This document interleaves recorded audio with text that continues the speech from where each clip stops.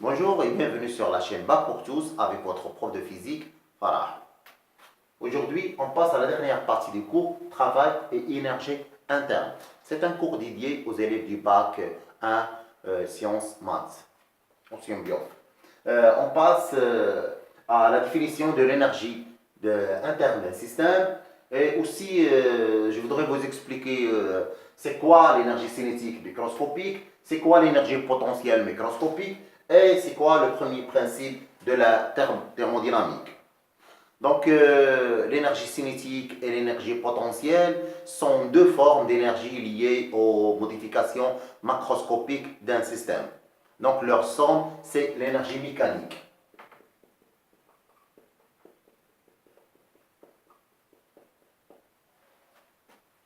Une partie de l'énergie mécanique peut se transformer en chaleur lors des forces de frottement. Donc, le système peut se trouver dans un autre état.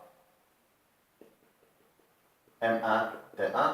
Donc, sa température devient T2 avec T2 supérieur à T1 et EM2.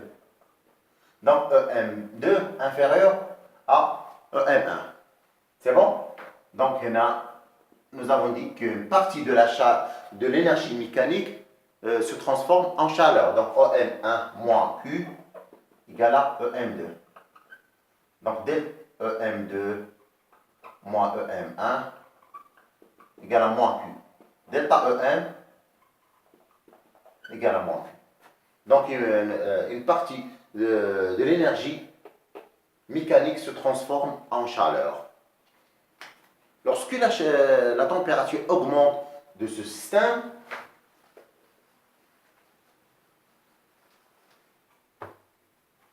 par exemple, on a système S.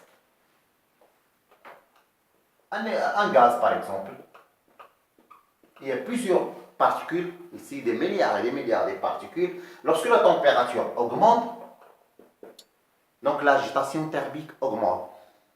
Donc, l'énergie cinétique de chaque particule augmente aussi. Je parle de l'énergie cinétique microscopique.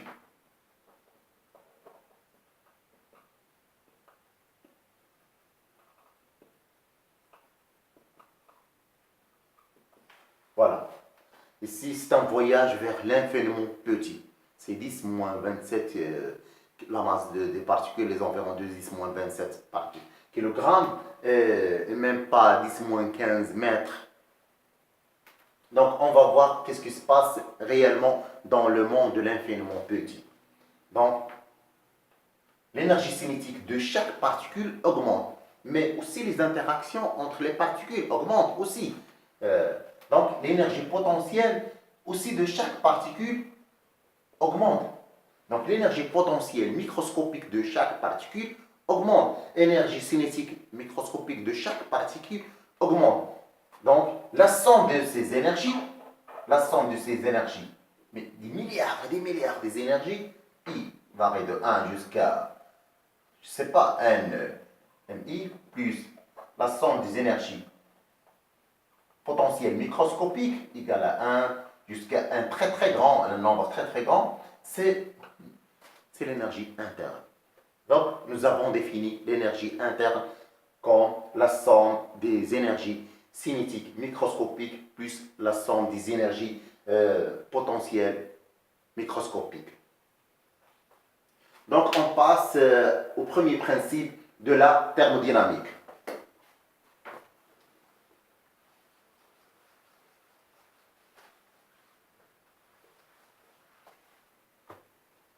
Le premier principe de la thermodynamique, c'est delta U, c'est-à-dire U final moins U initial, égale à le travail plus Q.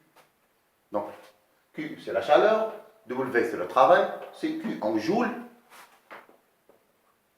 W en joules, et delta U en joules.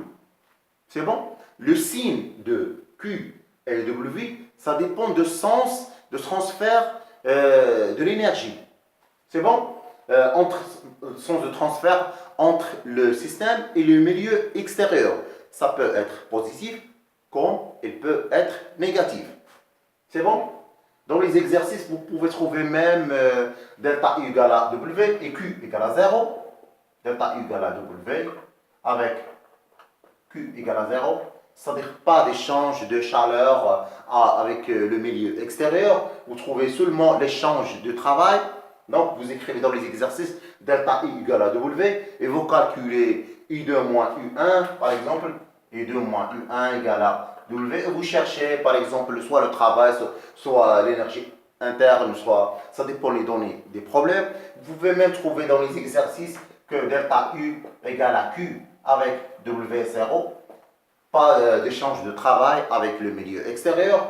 Vous trouvez même delta U égale à 6 moins. Donc, ça peut être positif, ça peut être négatif. Ça dépend, est-ce que le système reçoit de l'énergie ou bien elle cède de l'énergie. Donc, ça dépend des exercices. On va voir ça en détail avec une série d'exercices pour appliquer tout ce qu'on a vu aujourd'hui. Donc, je pense qu'on a tout fait. Je vous remercie beaucoup pour votre attention et à la prochaine fois, Inch'Allah.